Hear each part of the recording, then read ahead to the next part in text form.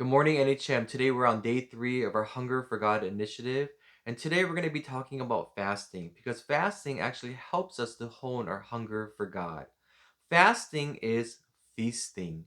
I know when we think about fasting, we don't typically think about it in terms of feasting. We more think about how restrictive it is. But what fasting does, it helps us to stay hungry for what we really need. And what we really need is our spiritual food, and that's God's word. Remember Jesus when he was in the wilderness, how he quoted Deuteronomy. He said, "It is written, man shall not live by bread alone, but on every word that comes from the mouth of God." If you remember, Jesus had just fasted 40 days and 40 nights. He hadn't eaten anything, and I'm sure he was extremely hungry. And Satan saw this, and he saw this as a perfect time to come and tempt him. And he comes to Jesus and he points Jesus to these stones and says, "Hey Jesus, why don't you command these stones to become loaves of bread so that you can eat?" What Satan was saying to Jesus was, "Hey, Jesus, you're hungry. Why don't you do whatever it takes to take care of that hunger right now so that you won't feel hunger anymore? Use your own strength so that you can be satisfied." But what Satan didn't realize was that Jesus wasn't vulnerable at this time. He was actually at his strongest. Because while he had been fasting for 40 days and 40 nights, in his hunger, he was already feasting on God's word. That stone wasn't appealing to him, and stones are never appealing. A lot of times we're not able to hone our hunger for God is because we're prematurely filling ourselves with stones. I know sometimes we kind of look at God's word as stones as well. It's not appetizing, it's not satisfying. But again, I think the reason for that is because we're not staying hungry. The Bible tells us that God's word is sweeter than honey, right? It's more precious than gold. It's the best meal that we can ever have. Let me share with you a quick illustration. I've shared this before in a past sermon. I was watching a TV show and a wife was complaining about her husband and how difficult it was to feed him. She said that she had to make him a completely different meal every time he ate because he wouldn't eat the same thing twice, nor would he eat leftovers.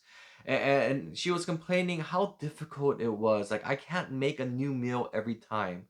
One of the chefs that was on the show, he heard this and you can see he was getting furious. He was getting angry. And the response that he gave to her was so profound and it always stuck with me. He looked at her and he said to her, "Let him starve. Because when you're hungry, everything tastes good." And I was thinking about this, how true this is.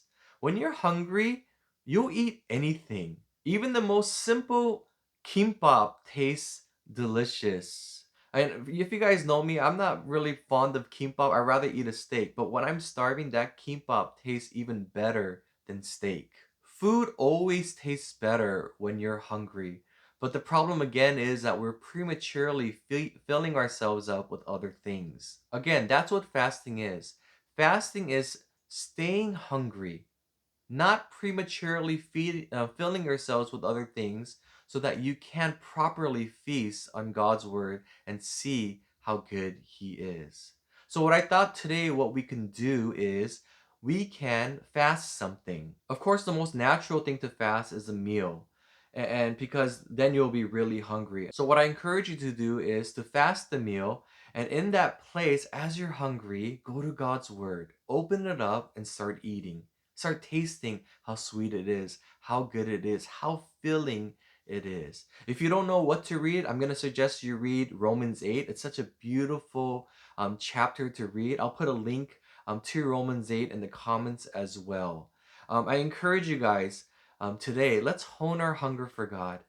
Let's not prematurely fill ourselves with things that cannot satisfy eternally, but let's go to God and feast on his words. Have a good day, NHM.